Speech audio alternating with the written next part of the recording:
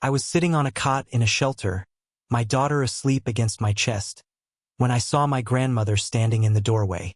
She was impossible to miss. Tall, straight-backed, wearing a long beige coat with her hair pinned neatly up, the way she always wore it. Like chaos simply didn't apply to her. Her heels echoed against the floor as she walked toward me without hesitation, eyes fixed on my face.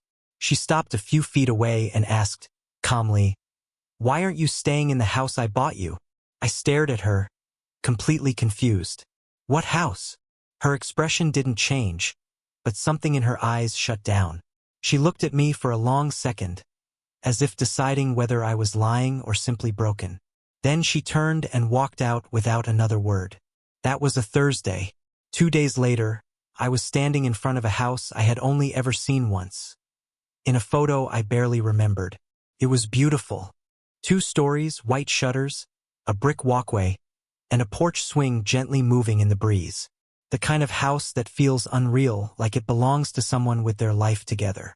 My grandmother pulled up behind us and handed me a folder thick with documents. "Read it," she said. Inside were the deed, closing paperwork, tax records, all in my name. Dated over a year ago. It had been a wedding gift. She'd bought it for me and my husband because she believed security mattered. Because she wanted me to always have somewhere safe, no matter what happened. My husband had died 6 months later. After that, everything blurred. I wasn't thinking clearly. I wasn't sleeping. I was just surviving. My parents stepped in, or said they did. They told me not to worry about paperwork or finances. Said the house would be too much for me and the baby. Said it was better if I stayed with them until I found my footing. I trusted them. I didn't ask questions. I didn't even know the house was mine. 3 weeks before the shelter, my mother told me they were renovating and needed their guest room.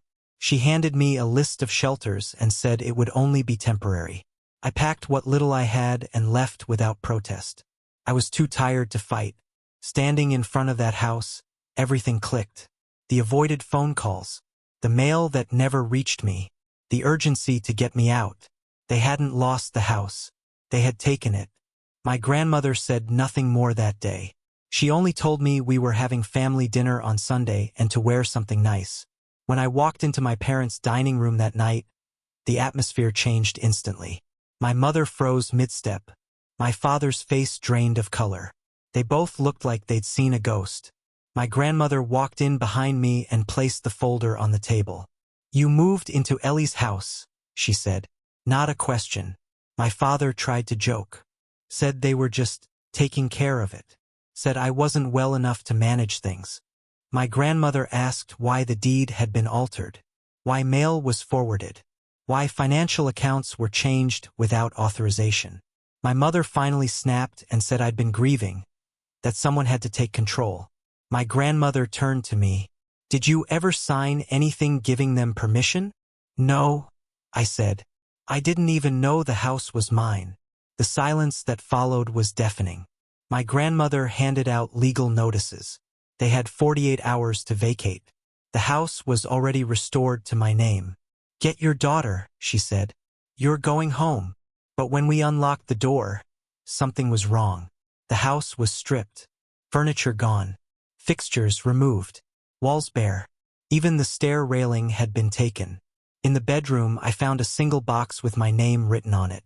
Inside were my wedding photos, my daughter's baby blanket, my husband's watch, the only things I'd ever asked my mother to keep safe. Everything else was gone. That night, my phone buzzed. "You embarrassed us. You had no right." I didn't reply. The next morning, contractors arrived. Locks were changed. Cameras installed. My grandmother moved with quiet efficiency. Later that day, my aunt showed up at the hotel.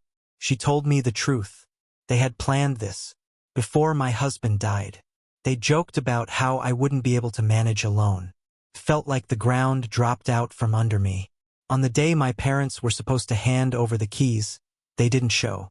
A court order followed. An officer escorted us to the house. Upstairs, taped to the wall, was a note in my mother's handwriting. "You won't last here alone." That night, my daughter slept beside me on a mattress on the floor. The next morning, my father showed up unannounced. Said they wanted to talk. Said my mother wasn't doing well. My grandmother stepped forward. Leave. He looked at me and said, if your husband were alive, he'd agree with us. I closed the door in his face.